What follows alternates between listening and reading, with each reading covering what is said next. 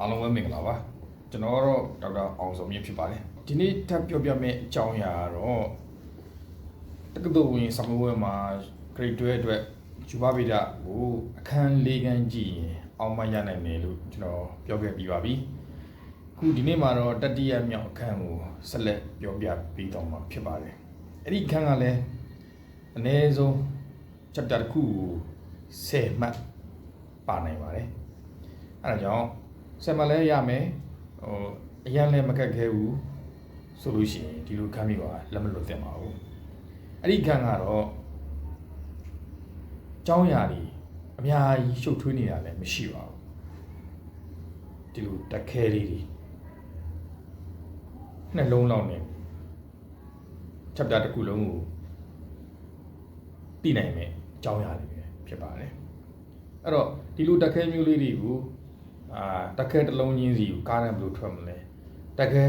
နှလုံး CD ဆက်ရင်ဘယ်လိုထွက်မလဲ CD မှာ CD 80ထွက်ရင်ဘယ်လိုဆက်မလဲ CD opposite ဆိုဘယ်လိုထွက်မလဲဒါမှမဟုတ် parallel ဆက်ရင်ဘယ်လိုထွက်မလဲဆိုရဲအကြောင်းအရာလေးနဲ့ဒီ chapter မှာညီတန်းချီထားတာဖြစ်ပါတယ်အဲ့တော့အဲ့ဒီကနေပြီးမှဒီတက်ခဲကနေပြီးတော့ကျွန်တော်တို့က heat energy ထုတ်လို့ရတယ်ဆိုတဲ့အကြောင်းဒါတွေကိုဂျိုးလုံးအနေနဲ့ဆက်ပြီးတော့သင်ရတာဖြစ်ပါတယ်ပြီးတော့နောက်ဆုံးမှာတော့ fuse ဆိုပြီးတော့ပိုင်းလေးပဲပါပါတယ်ဟော heat energy ထုတ်တယ်ဆို light energy ထုတ်တယ်မီသီးအကြောင်းတွေပါမယ်အဲ့တော့ဒီ chapter ကအရန်ကိုခက်ခဲနေတာမရှိဘူးအရန်ကိုလွယ်တယ်ကြက်စရာလည်းနည်းနည်းပဲရှိတယ်အဲ့တော့ဒီတက်ခဲလေးတွေ CD ဆက်မယ် parallel ဆက်မယ်ဆိုတာလေးနဲ့ chapter တစ်ခုလုံးပြီးသွားနိုင်တဲ့အရန်ကိုလွယ်ကူတဲ့ chapter 10ဖြစ်ပါတယ်ဒီတစ်ပတ်မှာတော့ကျွန်တော်ဆမ်မွဲကလည်းအရန်နီးကပ်နေဖြစ်တဲ့အတွက်ကျွန်တော်အရင်ပတ်တုန်းကပြောခဲ့တာကတော့ဘာတွေရှိမလဲဆိုတော့ chapter 4ကိုကျွန်တော်ပြောခဲ့တယ်ပြီးလို့ရှိရင် chapter 9ကိုပြောမယ်အခုဒီတစ်ပတ်မှာကျွန်တော်ဆက်ပြောမှာက chapter 10ကိုဆက်ပြီးတော့လုပ်ပါလို့ပြောချင်ပါတယ်ဆက်ပြီးတော့လည်းနောက်ထပ်ပြောချင်ပါသေးတယ်ဒီတစ်ပတ်ထဲနဲ့ကျွန်တော်အဲ့အခန်းလေးကန်ကိုပြီးအောင်တစ်ခါလေးပြတ်ပြောမှာပါအဲ့တော့ကျွန်တော်ရဲ့ဗီဒီယိုများကိုကြည့်ချူပြီးတော့အကျိုးတစုံတရာရရှိမယ်ဆိုရင်တော့ကျွန်တော် channel လေးကို like and subscribe လုပ်ပေးနိုင်ပါတယ်ကဲဒီကတော့နောက်ထပ်၄ခုမြောက် chapter ကိုကျွန်တော်ဆက်ပြောမှာဖြစ်ပါတယ်အဲ့တော့၄ခုမြောက် chapter ကတော့တခြားတော့မဟုတ်ပါဘူးကျွန်တော်ပထမဆုံးပြောခဲ့တဲ့ chapter 4နဲ့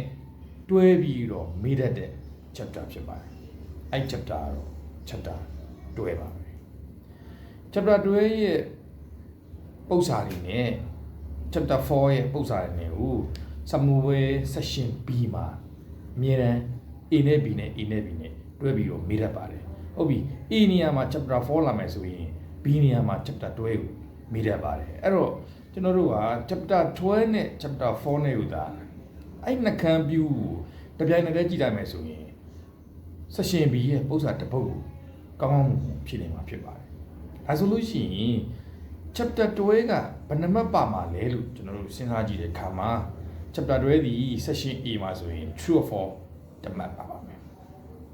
ကွက်လက်ဖြည့်တစ်မှတ်ပါပါမယ် multiple choice တစ်မှတ်ပါပါမယ်အနည်းဆုံး3မှတ်ဖြစ်ပြီးတော့အများဆုံးက5မှတ်ထိပါနိုင်တာတွေ့ရပါတယ်အဲ့တော့အနည်းဆုံး3မှတ်အများဆုံး5မှတ်ဟုတ်ပြီဒါဆိုလို့ရှိရင် section B မှာကြတော့ဟောဆို section B မှာကြတော့10မှတ်ပါနိုင်ပါတယ်အဲ့တော့10မှတ်ရဲ့အနည်းဆုံး3မှတ်ရဲ့ပေါင်းလိုက်ရင်တော့ကျွန်တော်တို့က17မှတ်ဖြစ်နေပါပြီဒီထဲမှာကျွန်တော်တို့ကနောက်ထပ်ပြီးတော့4မှတ်ဖို့တော့မဟုတ်3မှတ်ဖို့လောက်မေးလိုက်မယ်ဆိုလို့ရှိရင်သိကြတာကတော့ဒီ chapter 12ဒီ15မှတ်ဖို့လောက်ထိပါနိုင်နေဖြစ်တဲ့အတွက် chapter 12ကိုလက်မလွတ်သင့်ပါဘူးနောက်တစ်ခုတက်ပြောချင်တာကဘာလဲဆိုတော့ဒီ chapter 12မှာအတွက်ပု္ပ္ပစာအနေနဲ့ကအရင်ကြီးများများဆဆမရှိပါဘူးရှေ့ပိုင်းမှာဆိုလို့ရှိရင်ဒိုင်အုပ်နဲ့တွေ့တဲ့အတွက်ပု္ပ္ပစာရှိမယ်ပြီးလို့ရှိရင်FTR လို့ခေါ်တဲ့ဒီ light dependent resistor တို့တဲ့ပု္ပ္ပစာရှိမယ်အားလုံး9ဖို့ပဲဆိုကြပါလို့9ဖို့လောက်ပဲရှိတယ်အကျဉ်းတဲ့ဟာတွေကတော့ကျက်စာတွေများပါတယ်ဒီ chapter 12မှာတော့ကျက်စာများတယ်လို့ပဲပြောရမှာပါကျက်စာဆိုတဲ့နေရာမှာလေကျွန်တော်တို့က concept ကိုနားလည်မှတာနေဒီကျက်စာကမှတ်မိမှာဖြစ်လို့ true or false ကိုလည်းဖြေမှာလဲမှန်နိုင်မှာဖြစ်ပါတယ်ဒီချက်စာကြီးကိုကြက်တီရွေးကြက်တယ်လို့ကျွန်တော်တို့ကတန်းပြီးကြက်သွားမယ်ဆိုရင်လည်းဒါတွေကအစိမပြေနိုင်ပါဘူးအဲ့တော့ chapter 12ကိုကျွန်တော်အနေနဲ့ classifying ဘယ်လိုခွဲမလဲဆိုတော့ပထမဆုံး diode အကြောင်းလေးလာပါမယ် diode က generally အပြင်ကျွန်တော်ပိုင်းခွဲလိုက်မယ် diode ဒီ၄မျိုးရှိပါမယ်နံပါတ်1 normal diode နံပါတ်2 Zener diode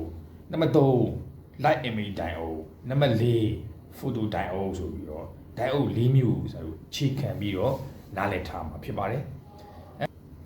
နောက်တစ်ချက်ကတော့ဗာလဲဆိုတော့ resistor တွေ resistor လည်း၄မျိုးရှိပါတယ် fixed resistor variable resistor